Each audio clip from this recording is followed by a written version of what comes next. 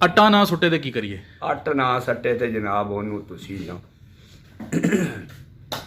ਅੱਟ ਨਾ ਸੱਟੇ ਤੇ ਉਹਨੂੰ ਦਹੀਂ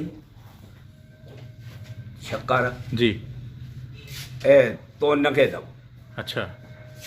ਅੱਧਾ ਕਿਲੋ 3 ਪਾ ਸ਼ੱਕਰ ਪਾਓ, ਵਿੱਚ ਕੋਈ ਡੇਢ ਕਿਲੋ ਦਹੀਂ ਪਾਓ, ਉਹਨੂੰ ਲਾ ਕੇ ਇੱਕ ਜਾਨ ਕਰਕੇ ਉਹਦੇ ਅੰਦਰ ਸੱਟੋ ਤੇ ਉਹ ਦਵੋ ਸੂ।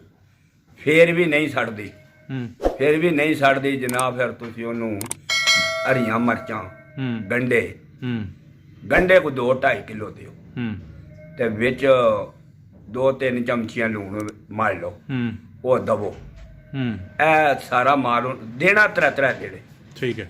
3 ਦਿਨ ਦੇਣਾ, ਫਿਰ ਵੀ ਨਹੀਂ ਸੜਦੀ, ਫਿਰ ਵੀ ਨਹੀਂ ਸੜਦੀ। ਅੱਛਾ।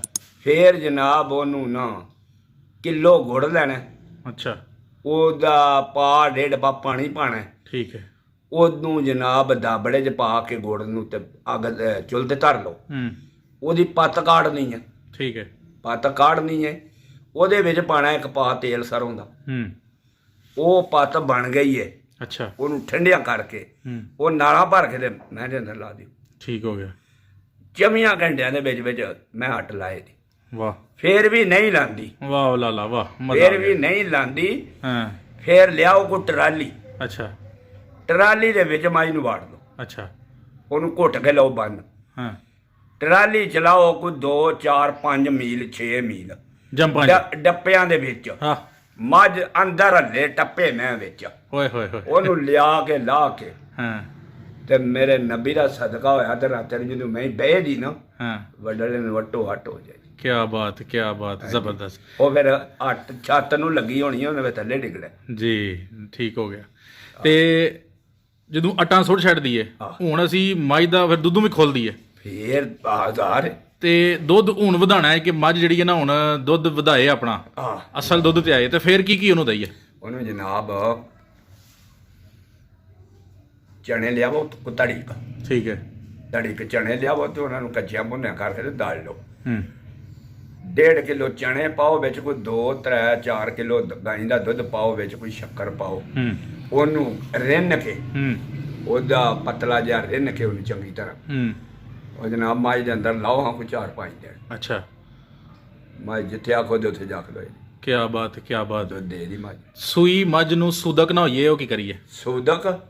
ਸੂਦਕ ਮੈਂ ਜਦੋਂ ਸੂ ਪੈਂਦੀ ਹੈ ਤੁਹਾਡੀ ਜੀ, ਮੱਝ ਨੂੰ 5 ਦਿਨ ਥਣਾ ਤੋਂ ਨਹੀਂ ਛਣਕਾਣਾ। ਉਹਦੇ ਥਣਾ ਵਿੱਚ 2-2 4-4 3 ਧਾਰਾਂ ਛੱਡ ਦੇਣੀਆਂ। ਠੀਕ ਹੈ।